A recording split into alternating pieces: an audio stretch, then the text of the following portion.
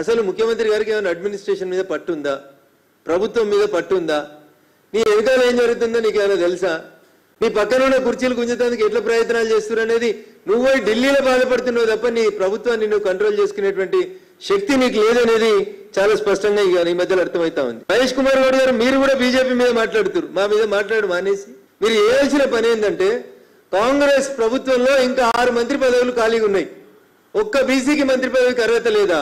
కాంగ్రెస్ లో 6 మంత్రి పదవుల్ని ఫిలప్ చేసుకోవడానికి 14 నెలలుగా దాదాపు 30 సార్లు ఢిల్లీకి వేస్తే కూడా అనుమతి వస్తలేదు.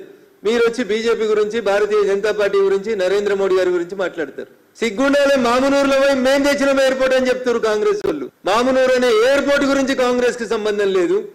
మామునూరుకి ఎయిర్పోర్ట్ కావాలని కాంగ్రెస్ అన్నాడు, ఉత్తరం కూడా ఇవ్వలేదు. గతంలో జ్యోతిరాదిత్య సింధియా గారు మంత్రి ఉన్నప్పటి నుంచి భారత ప్రభుత్వం నరేంద్ర మోడీ గారి నాయకత్వంలో మామునూరు ఎయిర్పోర్ట్ కోసం ప్రయత్నం చేసింది. ఇన్ని మేం చేస్తా ఉంటే ఏదో మీరు చేయలేదు, కిషన్ రెడ్డి గారు చేయలేదు.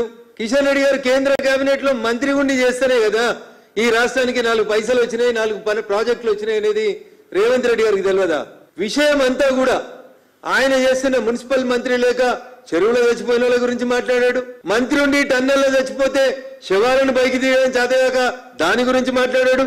బీసీ కులగణనకు సంబంధించి రిపోర్ట్ వస్తే మాట్లాడిన బీసీ ఎమ్మెల్సీని తీసి బయట పారేస్తాడు. 6 మంత్రి పదవులు ఖాళీగా ఉంటే మంత్రుల్ని నింపుకునే చేత కాదు.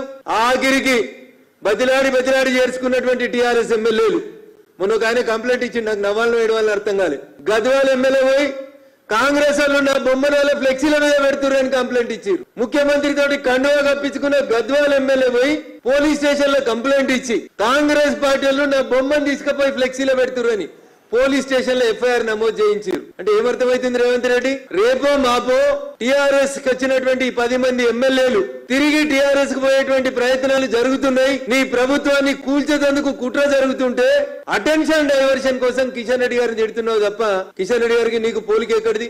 నమ్మిన సిద్ధాంతం కోసం చిన్ననాటి నుంచే భారతీయ జనతా పార్టీలో పుట్టి పెరిగి ఎదిగి ఈ పార్టీ కోసం, దేశం కోసం పనిచేస్తున్న నాయకుడు కిషన్ రెడ్డి గారు. నీలాగా పదవుల కోసం, అవసరాల కోసం పార్టీలు మారి ఏ పార్టీ నాయకత్వాన్ని అయితే బాగా తిట్టినవో అదే పార్టీలకు ముఖ్యమంత్రి కాలేదు.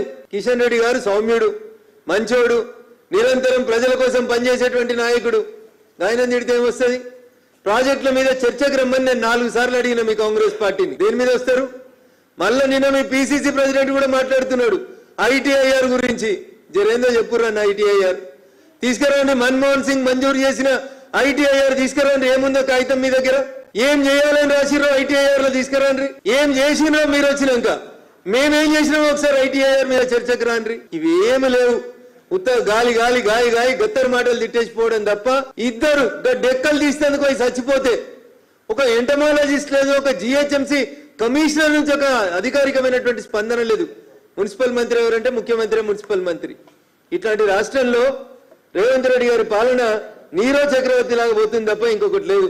ఎమ్మెల్సీ పనులు, ఢిల్లీ పనులు, పార్టీ మీటింగులు, చిన్ననాటి దోస్తుల చిట్చాట్లు, పక్క పార్టీ వాళ్ళని తిట్టుడు, ఇవన్నీ అయిపోయినాక 8 రోజుల తర్వాత ఇవాళ ముఖ్యమంత్రి గారికి తీరిక దొరికిందంటే ఒక్కసారి దయచేసి ఆలోచించమని చెప్పి ఈ సందర్భంగా నేను తెలంగాణ సమాజానికి విజ్ఞప్తి చేస్తా ఉన్నాను.